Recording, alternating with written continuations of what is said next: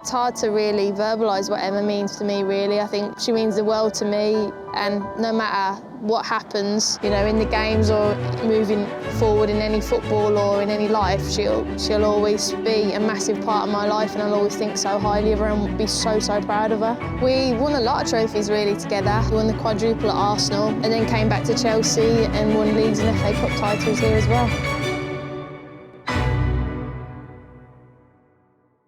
Here she is. Sorry. How are you? Busy after meetings? No. Training all good? Terrible. Really? What? No, it was amazing. Oh, good stuff. It was good. What are you doing here? Interviewing you. Are you? What about? Big game, apparently. You ready for it? Who's that? Who we got? Bayern? Oh, no, you beat them. So this week's just about getting fresh, getting the tactics right. Down to the players, right? Yeah. Up to them. Well, You crossed the white line, not me. not anymore, thankfully. It's over to you now. How much is it? Like, What? how much do you place or value in these situations of the... What do you think is most important for the players? You? No, because you give guidance, your calmness, your aura. Once you're in a good spot, then you can just go and relax and enjoy the moment. I think that's what's really important, is to see you chilled and enjoying the moment, because it is special, it is unique. There seems to be an aura about this group. Everyone gets on. There's a really good vibe. You've got to enjoy that, because as you know, it's probably taken you so long to get to this point. You've got to enjoy it. Yeah. His free kick straight into the wall. She'll have a go again. He's crept in.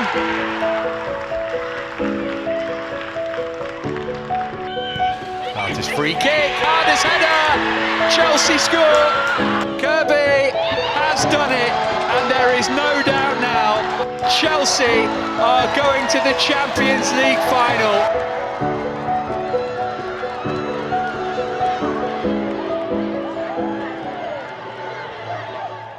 Emma, when did you first realise you wanted to be a coach? I knew I wanted to go and live in America. And when I got the opportunity to go and work for Major League Soccer camps for $120 a week, I thought I have to go, especially for that amount of money.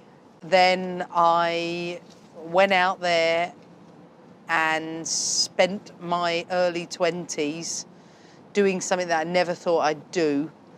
But I think once I got into it, I knew that was what I was going to be. So then tell us a little bit more about your coaching journey. Then you mentioned America. So what's the process been to where you are today? When I went to America, I had 10 plus years on and off coaching various different teams. And I think the more I always reflect on it, I always think it's them 10 years that have given me the grounding. Having to be a bit of a one-man band show I was the analyst, drive around everywhere. I did everything, carry my bag, balls, and certainly a world away from what I have now as a coach. But I think because of that, I learned every job.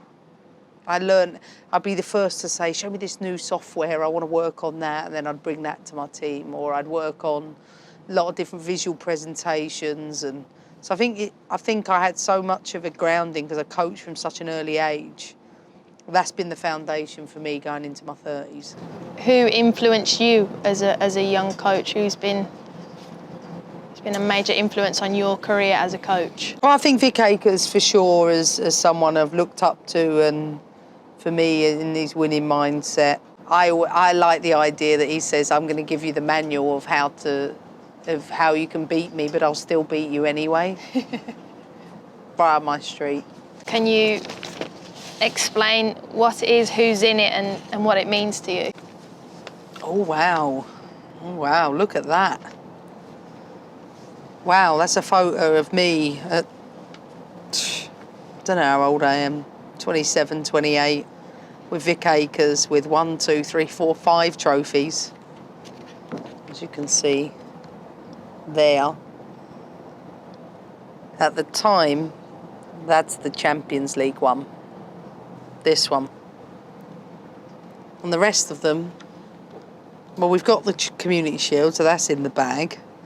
We've got the Continental Cup, that's in the bag. Well, the FA Cup's coming up, so I think it's probably just have to get about winning this one this week, right?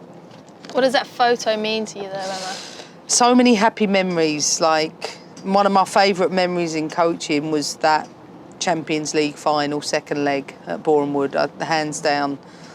I think experiencing that was something I've learned a lot from. I remember going to the Islington Town Hall and accepting the keys to Islington on behalf of it, and I said the quadruple will never ever be surpassed. Nobody will ever achieve that again.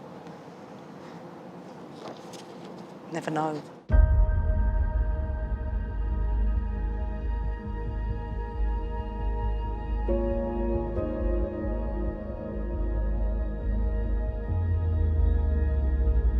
What did you see in her then as a young coach when you first put her in as the academy and then to be your assistant? Was there any key things that you went, wow, I can see a coach in her obviously, in terms of communication with players, it's so important, and that was always what I based myself on, and I could see that in Emma as well, and she was well liked, and all her drills were good, and she enjoyed what she was doing, and you know, she was always satisfied with coming off the field and what she'd just achieved with the kids, and they all responded well, and so it was a good fit. What do you think her biggest strength is now you've seen her in her career to this date? What's her biggest strength as a manager and the coach? Seeing the players, I love to see the players, because you've been a player with me as well, and I built, you know, my sort of teams around everybody pulling in the same direction, and I think that's what I saw today with the group, and they had a smile on their faces, and I feel they were really relaxed, and going into the final, that'll be,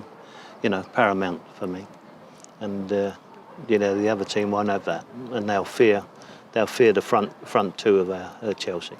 Is that where you see the game's going to be won then? Yeah, I'm sure so. Yeah. The movement of the pair of them, especially Fran, is beyond belief when you look at it, and I think she'll be a big figure in it.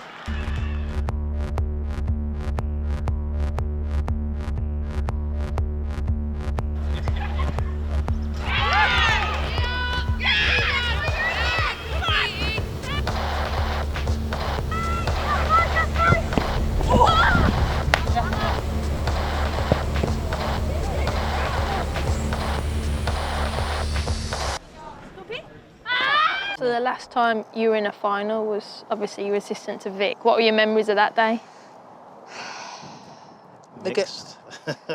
Mixed emotions, because it was the game. Obviously, the game was not a one-off. Mm-hmm. It was over 2 legs, wasn't it? Yeah. And we went to Sweden first, didn't we? And you carry on. I remember you in a pair of shorts freezing in Sweden, Exactly. and the car on the halfway line, and Alex Scott thinking that she was going to get the car and she was the player of the match, because I think she asked at the end. And I remember the first 20 minutes being like, this is going to be a long day. Yeah, a long day, yeah. And for whatever reason, it didn't feel that the longer it went on. It was actually the first part I thought was quite hard. I remember Lud's getting nutmegged by Marta. Do you remember that? Yeah, yeah. And seeing red then, didn't she, literally? Yeah, quite literally. Steam coming out of her. Yeah. But I think that, you say that, and I think the big difference in the final was her and Kate being in that mindset of, you ain't coming through here, we're going to do everything to make it difficult for you. And the away leg, I think we almost couldn't believe we'd won it 1-0, right? That's right, absolutely. And we came back home thinking, God, we've got a real chance of winning this. What have you learnt from that journey though, winning that, and then ahead of this run now, ahead of this final? Any key learning? You spoke about Kate there and Luds. Who are the players, certain players? You need Lady Luck on your side too. Let's not be ignorant about that. You know, my team this year have been down to 10 players, played teams that missed penalties. We've hang on for 10 minutes in the Bayern Munich game, I think, late on, where it could have gone either way. Like you have to have that. You have to manage that. The team is a team effort first of all, and that you don't know which one's going to be the match winners. One week might be Pernille Harder popping up, Sam Kerr, Fran Kirby, then the next is the goalkeeper, or a Millie Bright, Magda Eriksson, Sophie Ingle moment. Like it's a team, and I think the spine of our team is very, very strong. I think it's exactly the same. Yeah, you've got to look after all those players, and exactly what I said to you. And, you know, while you're looking after those players, it's not so much the ones that are going to go and play in the game, it's the ones that are going to sit in the stand for you. Yeah. Are they going to keep that same mentality and you know, be ready to go? And I think that's what we always drummed into them as well. Yeah. That's what your part is. That's what I said to him today. Yeah. You've got to show me every day that you're ready for Absolutely. Sunday, even if you're not starting. It's so important. Because you know what? You know this. Anything can happen. Someone can get injured. Yeah. Here, the warm-up, boom, you're in. Tactically, something changes, you've got to be ready to go. I think it's probably the hardest thing to manage in coaching. Absolutely.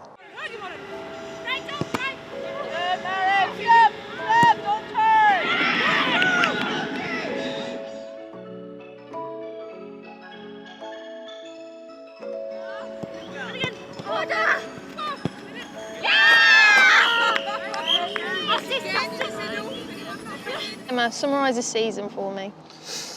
Well, it's not done yet, so I can't, but I will say it's 8 out of 10 so far. And you've mentioned about this title being the most Yeah. difficult and the best one. Why?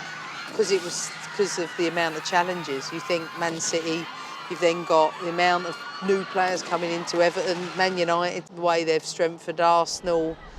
In Miedema, they've got one of the top goal scorers. So I think there were more threats, more opposition this year. So to do it and not lose to one of the top teams, I think was an impressive achievement. How does it feel as well with people calling you like mentality monsters and you feel... Like it. I use it with the team because I think, people that don't necessarily do what we do don't really realise how hard it is to win football matches. So it's, very easy to say, oh, they need a bit more of this and they need a bit more of that. To be able to get up to perform and replicate performance with consistency all of the time is the hardest thing to do. Is that trained or is that recruitment of those players? Both. I think it's both. It's done not just in the training environment, but sometimes in games you might have lost over the years, where you've learned how you could have hung on to that with, staying a bit more focused. But the efforts at trainings and the demands at training that you have to do it here, and if you do it here, it will be a lot easier come the game time. How important was it for you to get the recruitment right? The players that you brought in, Sam Kerr, Yeah. Harder, Melanie Leupolz. Yeah, massive. I think trying to keep finding players to improve us and take us to the next level is getting harder. Thankfully, the board has supported those recruitments, and they are part of the reason why we are competing on all fronts. Go!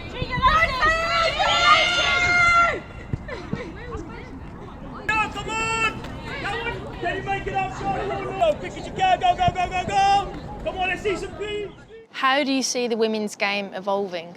In the direction I wanted it to go in, the fact that you consider this Champions League weekend, I suspect there'll be more press coverage than at any other point for the domestic women's game, and that's unprecedented. New broadcasting deal, I think the trickle-down effect and the money into all of the smaller clubs, I think is needed to bring everybody up to a better standard.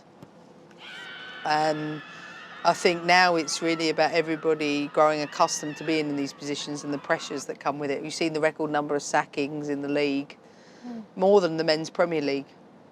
People don't actually realise that. So the pressures now in the women's game, so both the players, the coaches, etc., they're going to have to accept the expectation that's coming with the territory. Do you see your current Chelsea side as inspiring the next generation? Yeah, there's that too. When I left the car park on Friday and went past 2 or 3 youth kids in their cars with their parents, I was just getting these big waves, and I was thinking, well, I haven't been getting them big waves for 9 years. Usually I'm getting a dirty look or something like that because I haven't picked someone. So to see kids really inspired by that, I know that's one of the main reasons why I go to work. What would you say to, a young girl or young boy for that matter who's watching this interview today that's followed your team all season? What would you say to them? Dream as big as you possibly can, because you've got role models that you can aspire towards, whether that's as football players or pundits or cameramen or women, that you have a profession that you can work in now that wasn't a possibility when I was a little girl.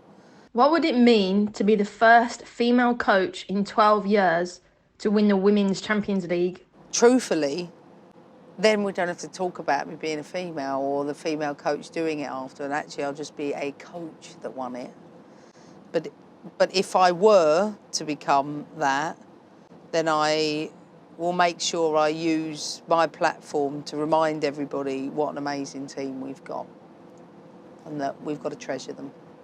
And on behalf of everyone, we just want to let you know we're all supporting you, we're all backing you, we're all super proud of you and your team. Thank you. And no matter the outcome, you are a pioneer of the women's game and are making mass changes, and we're really proud of you. Thanks, Kaz. Appreciate it.